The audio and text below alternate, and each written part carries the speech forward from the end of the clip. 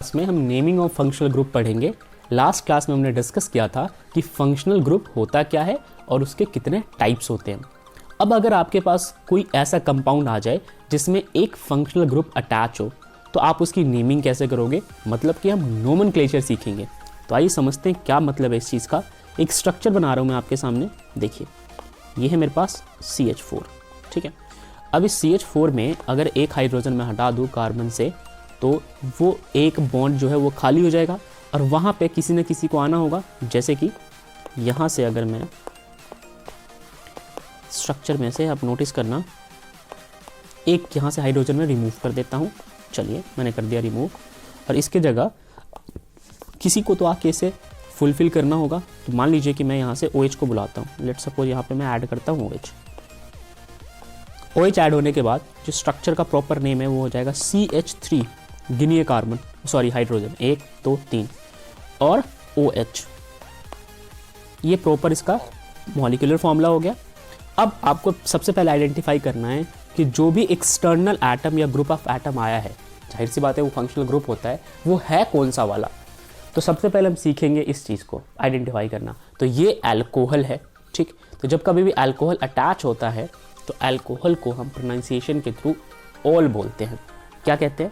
All, ठीक है। Suffix में इसको हम ऑल बोलते हैं। सफिक्स से मेरा क्या मतलब है कि जैसे सिंगल बॉन्ड हुआ करता था पहले तो सफिक्स में उसे एन कहते थे। अगर सिंगल बॉन्ड था और उसके बेसिस पे नेमिंग कर रहे थे तो उसे एन कहते थे, डबल बॉन्ड था तो इन, और ट्रिपल बॉन्ड था तो आइन, ठीक। उसी तरीके से अगर अल्कोहल आ गया तो उसके लिए हम ऑल वर्ड का यूज़ करेंगे, ठीक है, सफिक्स में। बाकी सारी चीज़ें सेम रहनी। अगर एक कार्बन तो मैथ, दो कार्बन तो एथ, ठीक है। चलिए यहाँ तक समझ आ गया। अब बारी है कि भाई इसकी नेमिंग होगी क्या फिर, ये सब तो हम समझ गए। तो इतना मालूम है अल्कोहल है, सफिक्स में ऑल यूज़ करना है, पहले ही ऑल लिख लो क्योंकि सफिक्स और प्रीफिक्स इन्हीं के कॉम्बिनेशन से हमारी नेमिंग होती है।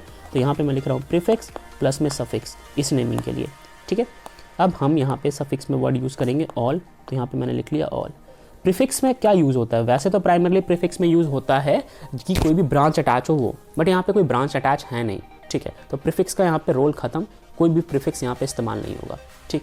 बस इस ऑल के साथ इस्तेमाल होगा लॉन्गेस्ट कार्बन का जो भी नाम होगा। तो लॉन्गेस्ट कार्बन में यहाँ पे केवल एक ही कार्बन है, एक कार्बन के लिए हम वर्ड यूज़ करते हैं मैथ।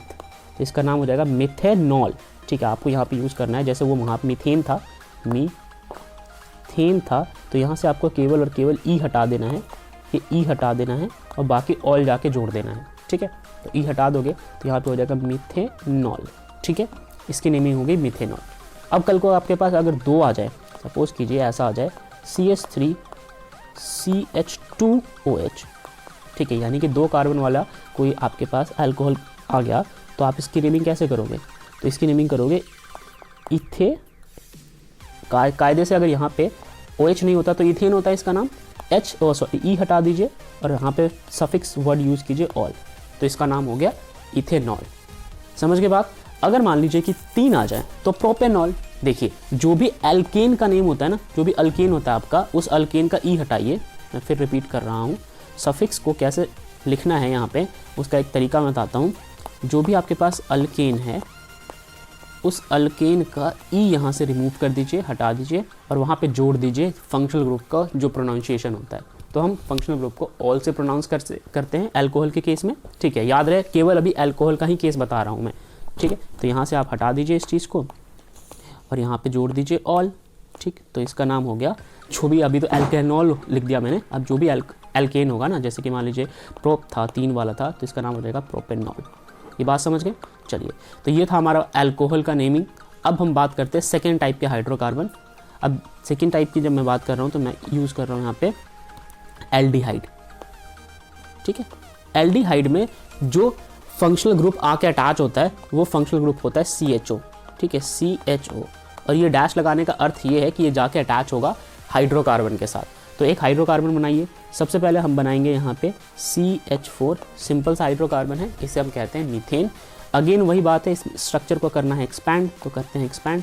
ऊपर लग गया एक hydrogen, carbon, hydrogen, hydrogen, hydrogen, ठीक है। इस हाइड्रोजन को यहाँ से हटा दो और इस CHO को अटैच कर दो। तो यहाँ से इसको हटा देते हैं और अटैच कर देते हैं CHO को, ठीक है। तो ये अटैच कर दिया CHO। अच्छा, अब अटैच करने के बाद इसके पूरे बॉन्ड हो गए कंप्लीट, इस कार्बन के 4 बॉन्ड कंप्लीट हो गए, एक यहाँ से अगर आपको ध्यान से दिखाऊं, एक यहाँ, एक यहाँ, एक यहाँ, एक यहाँ। बाकी ये कार्बन कैसे सेटिस्फाई हो रहा है ये इसकी जिम्मेदारी है, ये भी बता देता हूँ मैं। देखो ये कार्बन एक तो यहाँ से तो एक बॉन्ड पूरा, एक हाइड्रोजन से 2 पूरे, और ऑक्सीजन 2 शेयर करता है, डबल बॉन्ड बनाता है, तो टोटल इसके भी 4 पूरे हो गए। 4 पूरे मतलब 4 दूनी 8 इलेक्ट्रॉन पूरे। तो आपको इसका मतलब समझ आ गया। अब जरा मॉलिक्यूलर फॉर्मूला लिखते हैं इसका, तो इसका मॉलिक्यूलर फॉर्मूला होगा CH3, इसको देखिए ये हो गया CH3, साथ में लगा हुआ है CHO, ठीक है। अब आपको बताना है इसका प्रॉपर नेम क्या होगा। और बात मैं आपको बता दूं कि अगर फंक्शनल ग्रुप में कोई ऐसा ग्रुप आपके कार्बन चेन में आकर अटैच होता है जिसमें खुद ही कार्बन है, जैसे एल्डिहाइड के केस में खुद ही कार्बन है, तो हम लॉन्गेस्ट चेन में उसको भी काउंट करते हैं। मैं फिर बताता हूँ, लॉन्गेस्ट चेन में हम उसको भी काउंट करते हैं। कायदे से देखा जाए तो ये एक मीथेन था, जिस मीथेन में CHO आके अटैच हुआ, लेकिन अब अटैच होने के बाद इसमें 2 कार्बन हो गए। इसमें कितने कार्बन हो गए? 2 कार्बन हो गए। तो अब इसका नाम मेथ नहीं रहेगा, इसका नाम एथ हो जाएगा, ठीक है। इतना हमें क्लियर होना चाहिए। तो इसका नाम हो गया एथ। अब एथ के आगे क्या होगा ये भी समझेंगे, तो पहले तो यहाँ पे लिख लेते हैं एथ, ठीक है। अब ये इथेन लिख लो पूरा, जैसे मैंने आपको समझाया था, और यहाँ से ई हटा देंगे, ठीक। और जब बात की जाती है एल्डिहाइड की, तो एल्डिहाइड में प्रोनाउंसिएशन होता है अल, जैसे वहाँ ओल था, यहाँ था अल, यहाँ होगा अल, तो यहाँ पे अल लिख रहा हूँ मैं आपके लिए AL, ठीक है। तो इसका नाम हो जाएगा इथेनल, ठीक है, इसका नाम हो गया इथेनल। अब बात करते हैं कि अगर मेरे पास कोई ऐसा आ जाए, लेट सपोज 3 वाले आ जाएं, ठीक है, तो उसका नाम हो जाएगा प्रोपेनल, 4 वाले का नाम हो जाएगा ब्यूटेनल, ठीक है। तो ये जो है हमारे कुछ नेमिंग है एल्डिहाइड की। इसी तरीके से अगर हम कार्बोक्सिलिक की बात करें, ठीक है, नेक्स्ट हम बात करते हैं कार्बोक्सिलिक की। तो यहाँ पे मैं आपको कराऊंगा अभी कार्बोक्सिलिक, ठीक है। कार्बोक्सिलिक में आपको सबको पता है कि जो भी फंक्शनल ग्रुप आके अटैच होता है उसको हम COOH कहते हैं। मैं यहाँ पे लिख रहा हूँ कार्बोक्सिलिक, ये एसिड होता है एक तरीके का, ठीक है, कार्बोक्सिलिक एसिड। जो फंक्शनल ग्रुप आके अटैच होगा उस फंक्शनल ग्रुप को हम कहेंगे COOH, ठीक है, ये आके अटैच होगा। अब मान लीजिए कि अटैच हो गया मीथेन के साथ, तो मीथेन का एक हाइड्रोजन हटा देता हूँ, अब तक क्लियर हो गया होगा, और यहाँ पे मैं लिख देता हूँ COOH। तो इससे होगा क्या? इससे होगा ये कि जितने कार्बन है पहले तो आपको वो काउंट करने हैं, यानी कि इसमें 2 कार्बन है तो अपन काउंट कर लेंगे 2, यानी कि ये हो गया एथ। सबसे पहले वही लिख लीजिए इथेन, ठीक। अब देखिए जो कार्बोक्सिलिक एसिड होता है उस कार्बोक्सिलिक एसिड का प्रोनाउंसिएशन होता है ओइक। क्या होता है?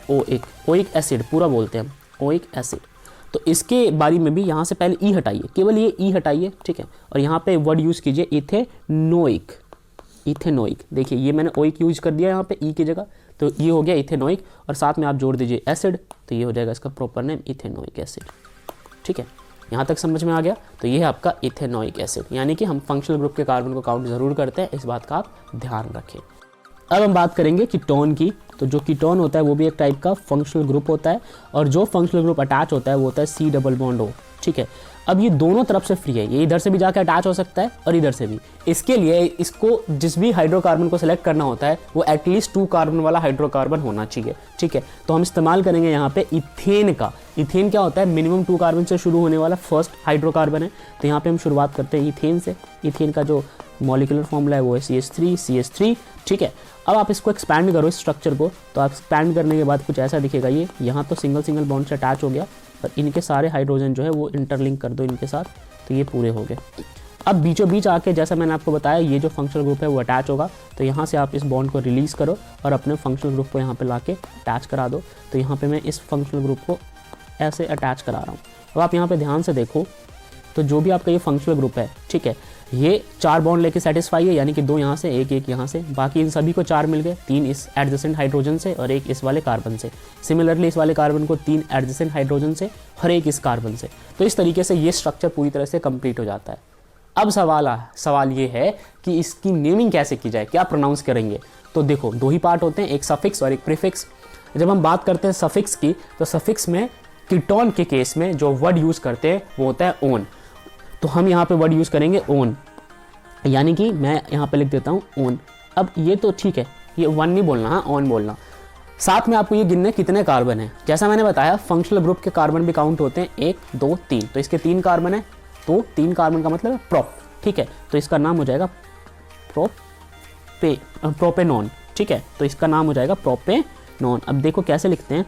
सबसे पहले मैंने आपको बताया था ना कि पूरा प्रोपेन लिख दो, प्रोपेन लिख दो, कोई दिक्कत नहीं है, और यहाँ से ई हटा दो, ठीक है। और ई हटाने के बाद जो मैंने ऑन बोला था वो लिख दो, तो प्रोपेनॉन, प्रॉपर नेमिंग इसकी क्या हो गई, प्रोपेनॉन। तो ये अपना कीटोन था।